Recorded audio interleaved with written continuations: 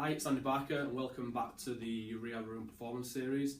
Today I'm joined by Ben Harper, who's the assistant I work with here at Leeds Rhinos. What I want to talk about today is just really how important it is to get your approach right when you're sort of looking to get a job in professional sport. And Ben's gladly come on today is going to talk about one of his experiences that didn't go quite so well. He's going to talk through again, so it just highlights really why it's so important and to get your approach right if you are wanting to get into professional sport. First up, I'll let Ben introduce himself and obviously tell us a bit more about him and his journey to get into professional sport. Yeah, so basically, as a student, before I kind of finished my A levels and stuff, I was already looking to be a physio and kind of get the best experience that I could get prior to going to university. Some of that was very difficult. I think it's quite hard to get your foot in the door of a professional club because of various kind of expectations, if you like, of what you should be able to should be competent in at that particular time. So I kind of took it upon myself to get whatever I could, and that was predominantly amateur clubs, mostly rugby, some football.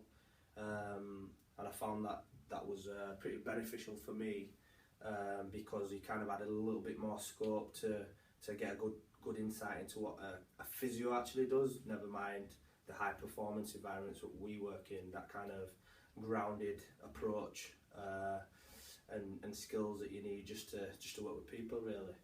So that was all prior to going to university? So that was prior to going to university, yeah. That was whilst doing my A levels. I think one of the prerequisites to getting on a physio course anyway is that you get a certain amount of experience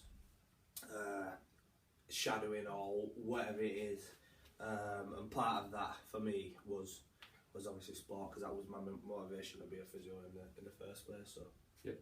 And then not too long out of uni, you got a job obviously quite quickly in sport. Yeah. Previous to working here, you worked at Castleford Tigers. That's right. Yeah. Both as the assistant and Yeah. then obviously as the head physio. Yeah. During your time there, you planned a trip to Australia. Yeah.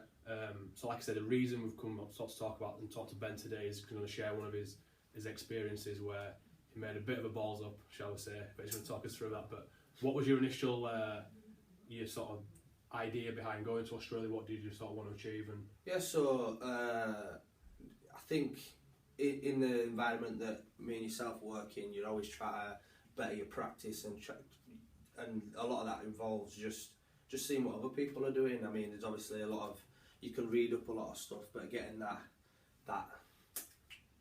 hands-on insight into what other people do is obviously very, very useful. So I had the idea with myself and another conditioner at the club at the time to go to Australia to spend some time with a few NRL clubs.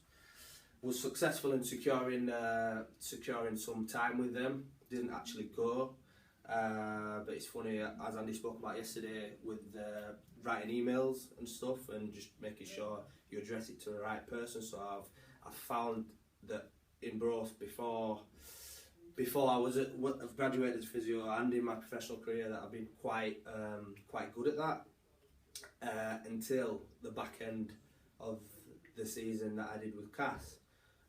One of the emails I sent to a club was I'd got the name right, I'd addressed it to the right person, but the actual bulk of the email was kind of copy and pasted, so I kind of use the same kind of format, which is fine.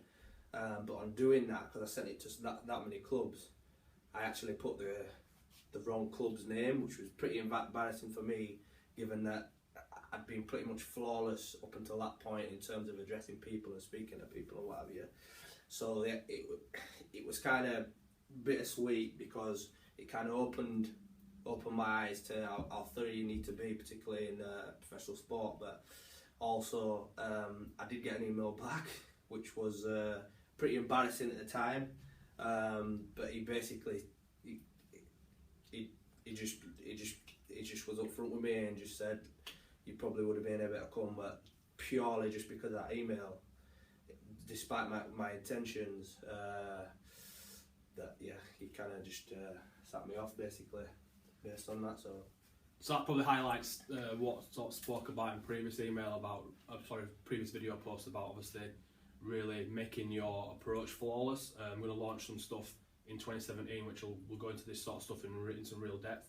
But obviously thanks for Ben for sharing his obviously balls up, if you like, and just as saying that, just highlight obviously how important it is to get those early contact things correct.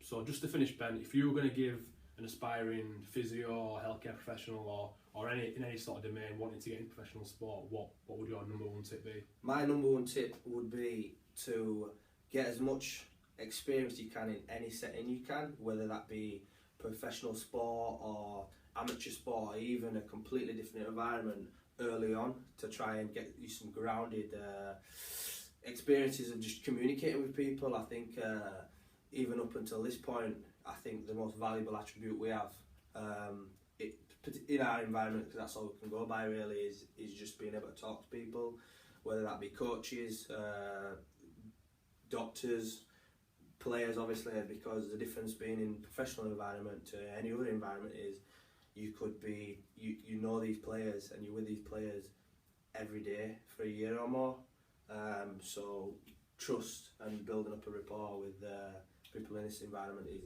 is massive. So good stuff. So thanks again to Ben for obviously coming on and speaking about his previous experiences, and thanks for you guys for listening.